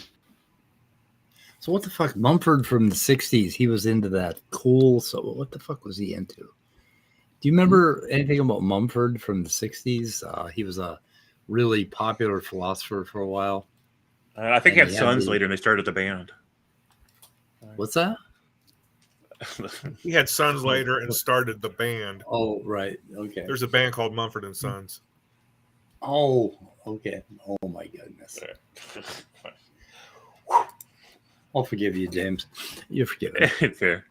So you need to go get your blood sugar up, man. So in the meantime, if DeFreak wants to have a discussion with me, does DeFreak go on stream? Because I'll start a stream and DeFreak can come on and talk about Christianity. Yeah, he should come and explain himself. If they want that, I'll start one. If they're just going to stay in chat, I won't start it because it's anyway, hard Leo, to have a conversation that way. Thanks for that bit on metaphysics. Yeah, it was great having you drop by. Yeah. If you want to learn any more, I can at least try to get you in touch with either Detroit or Dan Linford, both of whom are very, very, very well educated in metaphysics. Okay. I mean, Dan Linford he's a PhD philosopher of science and philosopher of physics, but I'd consider him a metaphysician as well myself. And there's always Joe Schmid, Majesty of Reason, who's a metaphysician. So. Nice. How many of them are out there, man? Metaphysicians? Yeah. A lot. Yeah. It's one of the most riveting and most lively areas of philosophy. That's why people like it. God help them. God help them all. Okay. Okay, so, guys. Yep. We're gonna shoot this in the head. I never got an answer from DeFreak, so I guess I'm not gonna start a stream about Christianity. Yeah, DeFreak, do you want to start a stream and explain Christianity to us and why we should care?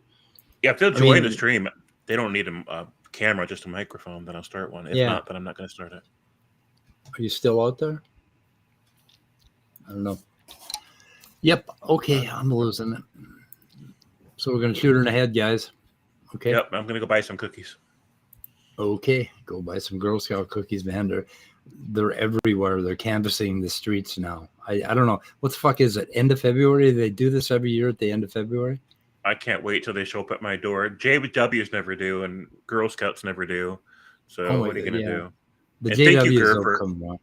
Yeah, they don't. Thank you, girls. The JWs quit because I never bought their shit, right? But I always buy the Girl Scouts shit. So.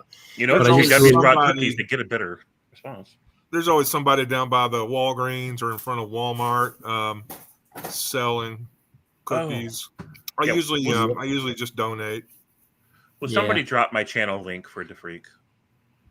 Okay. Let's see. It's under my name. Okay. So but that's just so generic. I can't. James A. Person, right? More. So it's also Fleabeard, but I don't know if you can. I need you to be more specific. So what's your social security number? Right. What are my measurements? Yeah, we'll put that in the description too. Okay, it's Fleabird.